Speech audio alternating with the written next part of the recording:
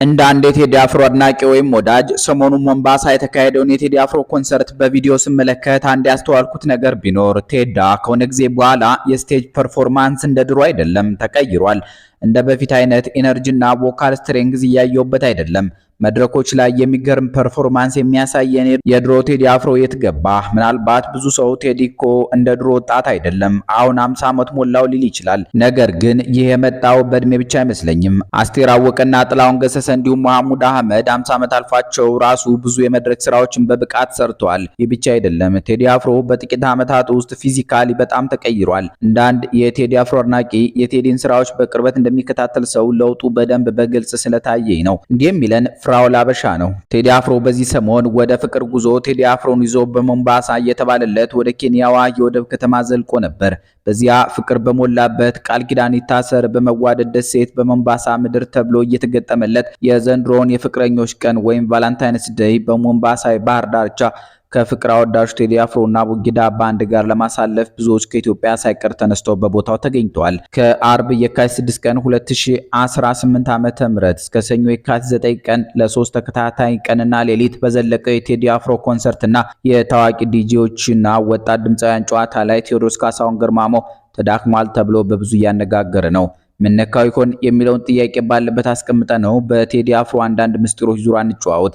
የቴዲ አፍሮ ታላቅነት ምስጢር የተሰኘው መጽሐፍ በአቤል ዘበነ ተጽፎ ህዳር 2002 ዓ.ም የታተመ ነው። ቴዲ አፍሮ በህፃንነቱ ግጥም ጽፎ ዜማ ቀምሮ ለሚወደው ውሻው ያንጎራጉርለት ነበር ይለናል። እንደ ጸሐፊው አገላለጽ ከሆነ የቴዲ አፍሮ የመጀመሪያ አልበም ተማጸንኳት ነው። በአንጻሩ ያሬድ ተሾመ እንደሚለው ከሆነ የቴዲ አፍሮ የመጀመሪያ አልበም ሌቦ ነው። ያሬድ ተሾመ እንዲህ ይላል። ቴዲ የመጀመሪያ አልበሙን ሌቦን ሰራ። አልበሙን ለአሳታሚዎቹ በ55,000 ብር ሸጠው። ታዲያ ቢያይ አሳታሚዎቹ አልበሙን ለገበያ አያቀርቡትም። ቴዲም ይህን አልበም ረሳና አቡጊዳን መስራት ጀመረ። አቡጊዳ ሲለቀቅ በጣም ተወዳጅነት አተረፈ። ቴዲ አፍሮ ታዋቂ ስም ሆነ። አልበሙ እንደ ጉድ ተቸበቸበ። ይሄኔ ሌቦ አልበሙን የገዙ አሳታሚዎች ቴዲ አፍሮ የሚለው ስም ዝነኛ እንደሆነ ተመለከቱ። አልበሙን አሁን ለገበያ ማቅረብ መልካም እንደሆነ አዩ። አቀረቡትም። በአቡጊዳ የረካው የሙዚቃ አድማጭም ሌቦ አዲስ አልበም በስሎት እንደ ጉድ ተሻምቶ ገዛ። አሳታሚዎቹ ብዙ ሳንቲም ሰሩ። ቴዲ ግን ልቡ ተሰበረ።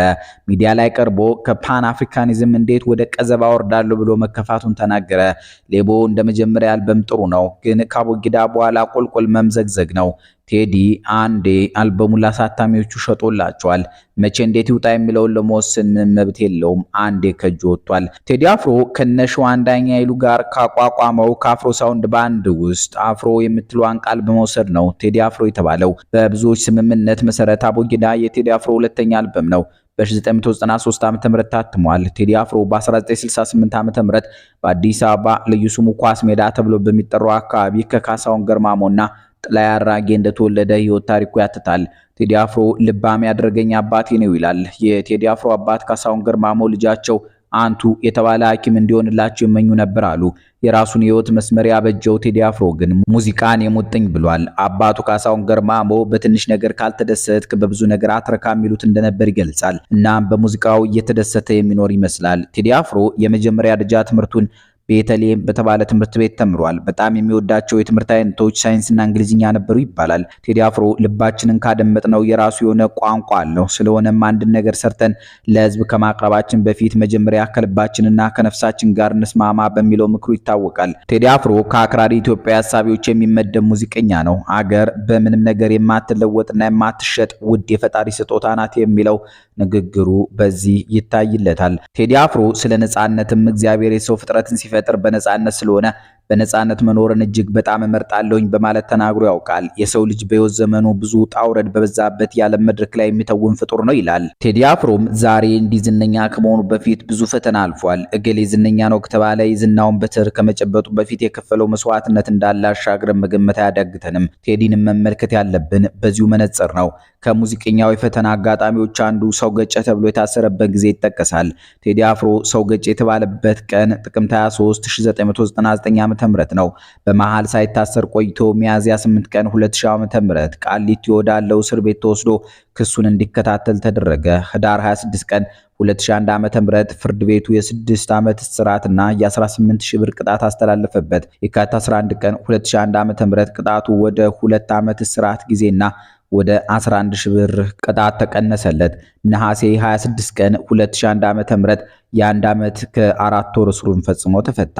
የቴዲ አፍሮ ጥቁር ሰውና ኢትዮጵያ የተባሉ አልበሞች የሚመጡት ይህን የፈተና ጊዜ ካለፈ በኋላ ነው።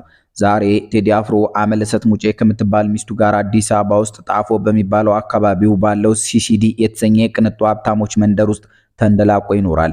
ሐምሌ 7 ቀን 1968 ዓ.ም የተወለደው ከያኔው በዚህ ዓመት በሚመጣው ሐምሌ 50ኛ ዓመቱን ይይዛል። የዛሬ ዓመት ገደማ ጥር 2025 ላይ ለኢትዮጵያ መንግስት ወግነው የሚዘግቡ መገናኛ ብዙሃን እንደጻፉት እስካሁን ኮርኩም አፍሪካን እና የመሳሰሉ የጥቁሮቹን የነጻነት የወንድማማችነትና የፍቅር ስሜት የሚያጎሉ ሙዚቃዎችን የፈጠረው ገና ካዳጊነቱ ጀምሮ የመለያ ስሙን ቴዲ አፍሮ ያሰኘው ቴዎድሮስ ካሳሁን ገርማሞ በአሜሪካው የቀድሞ ፕሬዝዳንት ባራክ ኦባማ ልብ ውስጥ እንዳለ ታውቋል። ከ207 ዓመታት በፊት ወደዚች ምድር መጥቶ ለጥቁር ሕዝብ ልዕልና ከእንግሊዝ ጋር ተዋግቶ መቅደላ አፋፉ ላይ ሽጉጥን የጠጣውን ዳግማዊ አፄ ቴዎድሮስ የተባለ ንጉስ ስም የወረሰው ቴዎድሮስ ካሳሁን ገርማሞ በተለይ ረጌ በሚሰኘው ያዘፋፈን ስልቱ ላይ ታላቋን ኢትዮጵያ ለታላቁ ጥቁር ሕዝብ የነጻነት ኑፋቄ ተጠቅሞባታል። ቴዲ አፍሮ ጥቁር ሰውና የመሳሰሉ ዘፈኖች ውስጥ የፈጠራቸው ገጸ ባህሪያት በእርግጥም ለጆሞ ኬንያታ የመንፈስ ልጅ ለባራክ ሁሴን ኦባማ ፍጹም ልብ ሰርሳሪ ማነቃቂያዎች ናቸው። ቴዎድሮስ ካሳሁን ገርማሞ ጣሊያን የጥቁር ገበያ ብሎ በከለለው መርካቶ የተሰኘ የአዲስ አበባ ከተማ አንድ መንደር የተወለደ የኢትዮጵያ አብዮት ማግስት ፍሬ ነው። ራሱ ቴዲ አፍሮ ሙዚቃ ህይወቴ የተሰኘው ዘፈኑ ውስጥ በሽልማቱ መጠሪያ አማካኝነት የሚጠራው በሌላ ሙዚቃው ላይም ድምጹን ያስገባለት የጥቁር ሕዝብ አጥኚው ቀኝጌታ ጸጋዬ ገብረመድህን አይ መርካቶ ሲል የሚደመምበት ገበያ ይህንን የዚህ ትውልድ ሰንደቅ ዓላማ ለኢትዮጵያ ሰጥቷል። አፈንዲ ሙተቂ ደግሞ ብታምኑም ባታምኑም ለብዙ ዓመታት ባደረኩት ጥናት ቴዲ አፍሮ ኦሮሞ መሆኑን ለማረጋገጥ ችያለሁ። በአባቱ የሶዶ በቾ ዳጬ ቱለማ ኦሮሞ ልጅ ነው። በእናቱ በኩል የአፍሬ ቱሜ መጫ ኦሮሞ ልጅ ነው ብሏል።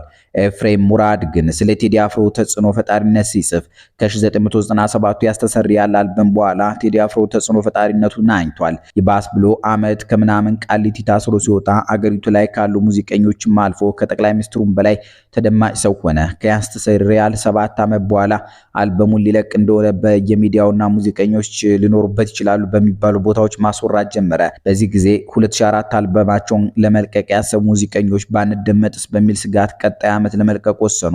ዕለተ እሁድ መጋቢት 23 2004 ጥቁር ሰው አልበም ተለቀቀ። ቴዲ አፍሮ ካሉት አልበሞች የደከመው አልበም ቢሆንም ሙሉ ኢትዮጵያ ከጫፍ እስከ ጫፍ ተደመጠ እያለ ይቀጥላል። ፍራኦል አበሻ በበኩሉ ቴዲ አፍሮ ካወጣቸው አልበሞች ውስጥ ለኔ የምንጊዜ ምርጥ አልበም ያስተሰርያል ነው። ያስተሰርያል ፕላስ እዚህ አልበም ውስጥ የተካተቱት 12 ሙዚቃዎች ዚስ ኢዝ ማይ ፋቮራይት አልበም። እርግጠኛ ነኝ ቴዲም ራሱ ከሁሉም አልበሞቹ አስበልጦ የሚወደው አልበሙ ያስተሰርያል አልበምን ይመስለኛል። የቴዲ ግጥምና ዜማ ችሎታ፣ የኤልያስ መልካ የሚክሲንግና ማስተሪንግ ብቃት የታየበት ማስተርፒስ አልበም ነው። ያስተሰርያል አልበም ላይ ብዙ ትውስታ አለኝ። በ1997 ዓ.ም የአልበም ሲወጣ ቅዱስ ዮሴፍ ትምህርት ቤት የ7ኛ ክፍል ተማሪ ነበርኩ እና የትምህርት ቤታችን ሚኒ ሚዲያ ላይ ሁልጊዜ እሱ ነበር የሚከፈተው። በወቅቱ ቴዲን በጣም ስለምወደው አባቴ ያስተሰርያል አልበምን ሲዲ በስጦታ ሰጥቶኝም ነበር። ቤትም ገብቼ የምሰማው እሱን ነው። ከዛ በፊት ያወጣቸው ሌቦና ቦጊዳ አልበም ጸዴ ናቸው። ከዛ በኋላ ያወጣቸው ኢትዮጵያም ጥቁር ሰውም አር ግሬት። በአጠቃላይ ቴዳ ኢዝ ጂኒየስ እያለ አድንቆታል። በዚህ ሰሞን ገጥሞታል የሚባለው መዳከም ግን ብዙዎችን አስደንግጧል። እናንተ ስለ ቴዲ አፍሮ ምን ትላላችሁ? አበቃን። ሰላም ይስጥልን።